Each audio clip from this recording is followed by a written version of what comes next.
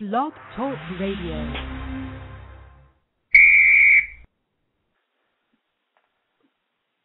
Huh?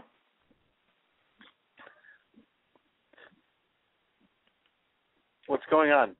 But we also know you three kings came down here to win championships. Not one, championships. Not two. LeBron, tell us about that. Not two, not three, not four, not five, not six, not seven.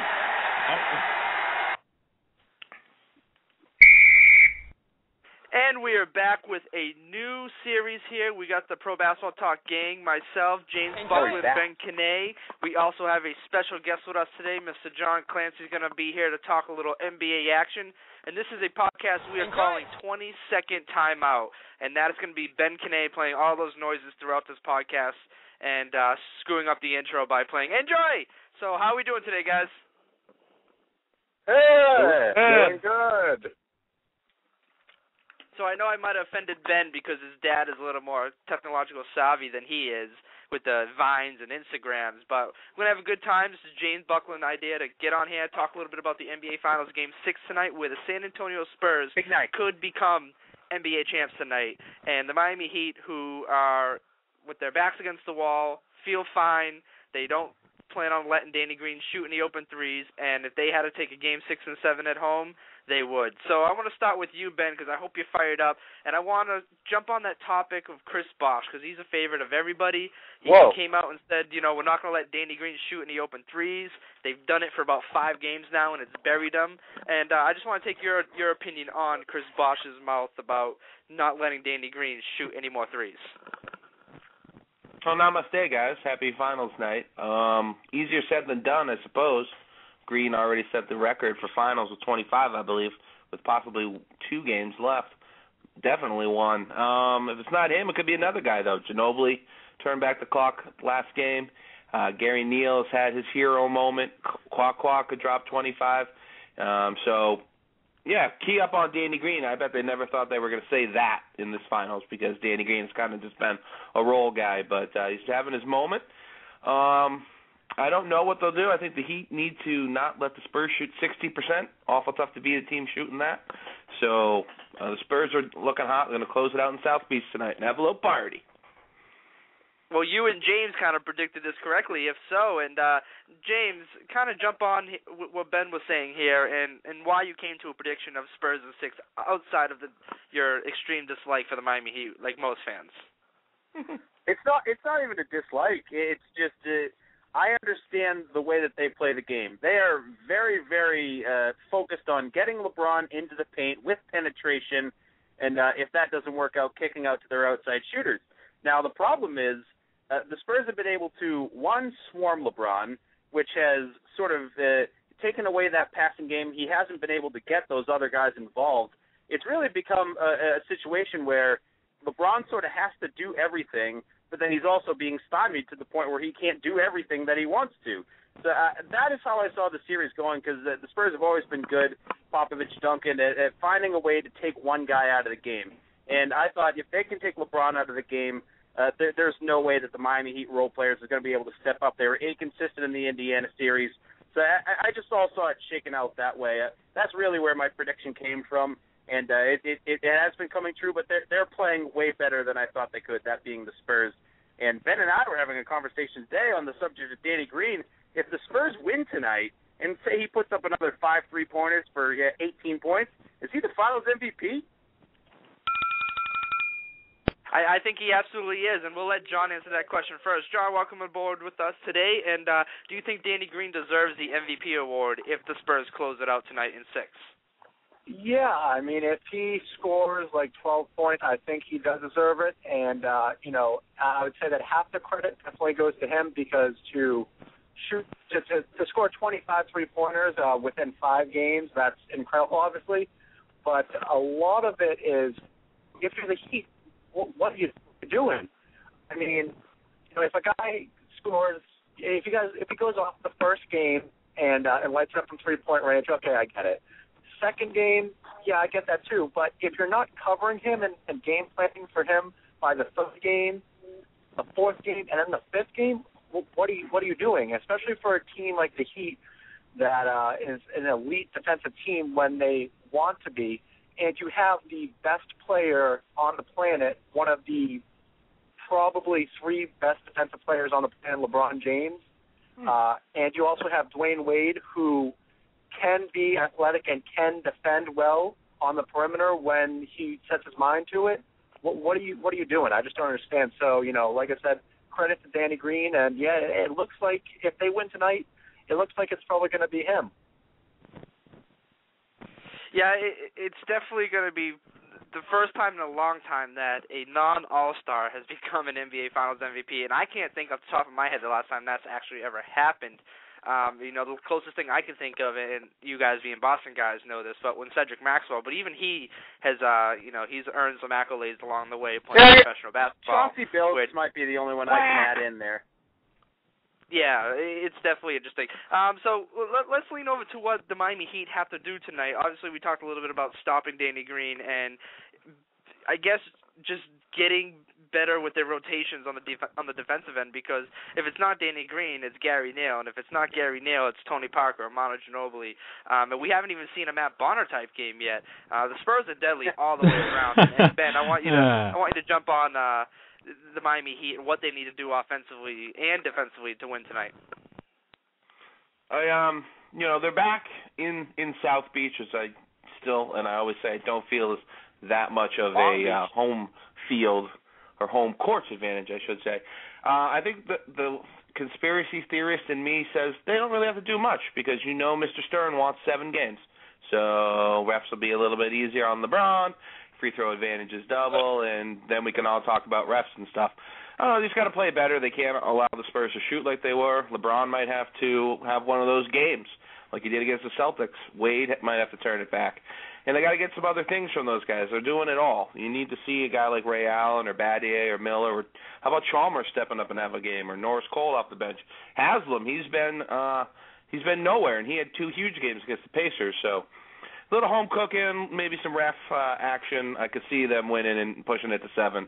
But I am a conspiracy guy and feel like this game is rigged already. Joey Crawford reffing? Do we know?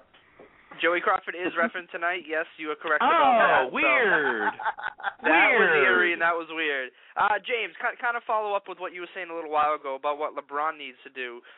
Is he the most important player tonight for the Miami Heat, or is there somebody else that you're kind of looking at to help out LeBron in order for them to win? He's always the most important, and I think the number one thing he's got to do is make his jump shot. What the Spurs have been able to do is go under the screen when they run the screen and roll with LeBron sort of starting the offense. They've been able to go under that screen and let LeBron just take the jump shot because he hasn't really been hitting it. He's going to have to make the Spurs be honest. He's going to have to make them stay over that screen by making that jump shot, make them really commit to getting a hand in his face. Otherwise, they'll cut off his penetration all night. As far as on the defensive end, what I would do if I was Eric Spoelstra is start Norris Cole. He was the Ginobili killer. When Ginobili was coming up the bench, you'd think he'd be more successful as a bench player, considering he's playing against the second unit guys like Norris Cole. But his athleticism was really getting under Ginobili's skin. So then when Ginobili started in this last game, Game 5, and Mike Miller was the one who was guarding him on the other side for Miami Heat, it was absolute disaster for the Heat. So I think I would try to get Norris Cole on Ginobili again to sort of shut him back out. And again, on the offensive end, you're going to have LeBron hitting that jump shot, because if he can do that, then the penetration comes back and the open shots for his teammates come back, and that's the only way that those other guys are going to get involved. I think it's time for the LeBron James gift right now. I'm going to give you to the count of 10 to get your ugly, yellow, no-good keister off my property before I pump your guts full of lead. All right, Johnny, I'm sorry. I'm going. 1, 2, 10.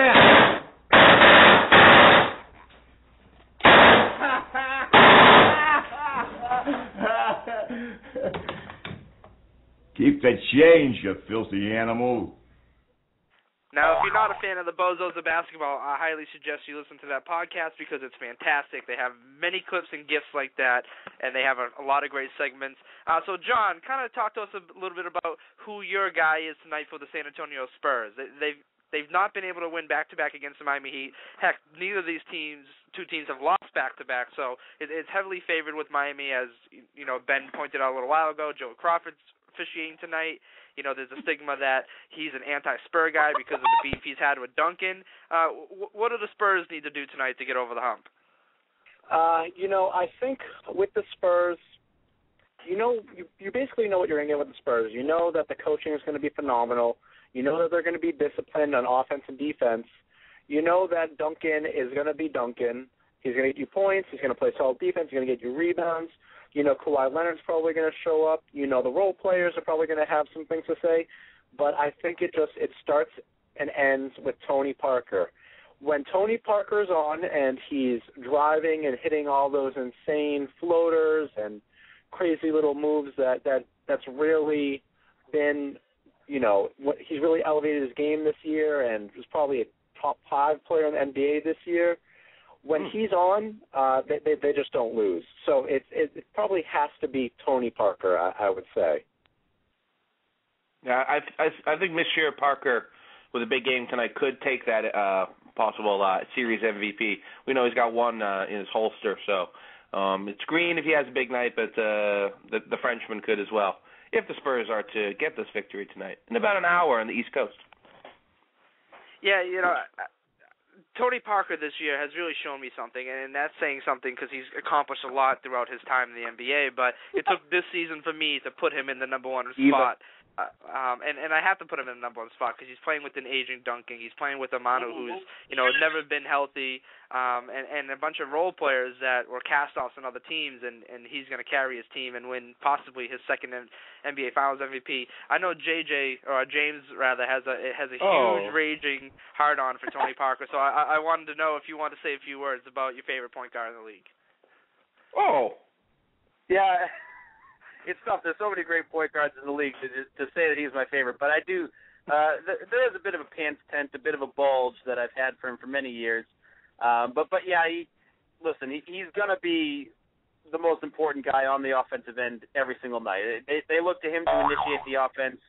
When he can't, it's Manu Ginobili. But you can't always trust him. As R.C. Buford said with a great quote this week about Manu Ginobili, he's the ultimate oh shit player.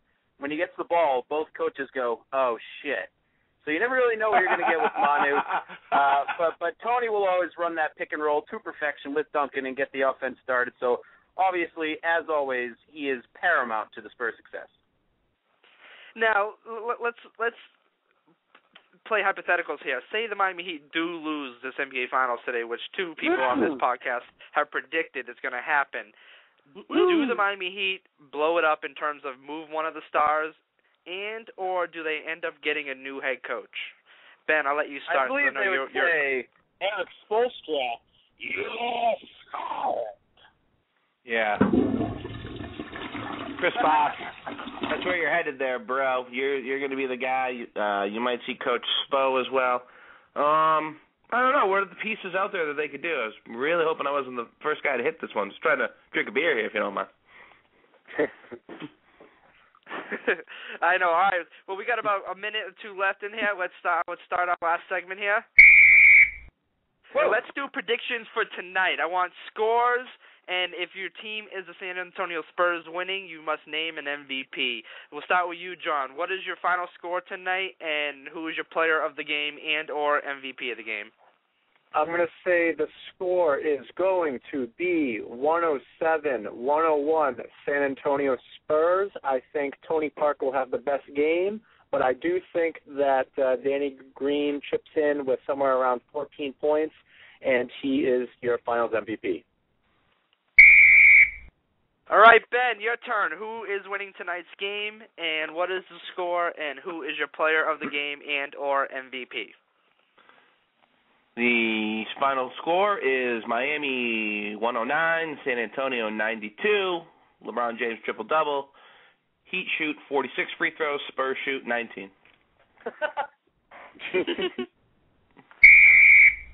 All right, James, what is your prediction for tonight's game? Who wins, and who do you got winning the MVP player of the game? Spurs 102, Miami Heat 99.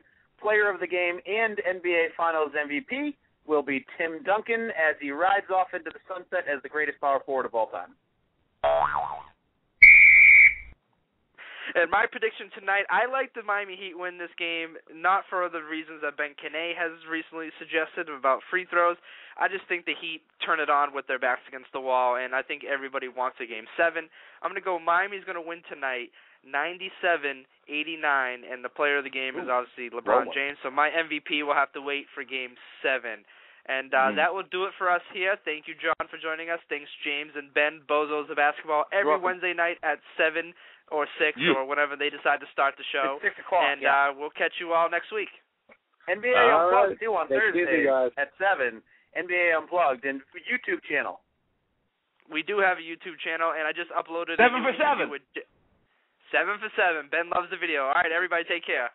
But we also know you three kings came down here to win championships. Not one, championships. Not two. LeBron, tell us about that. Not 2, not 3, not 4, not 5, not 6, not 7. Hey, and when I say that, I really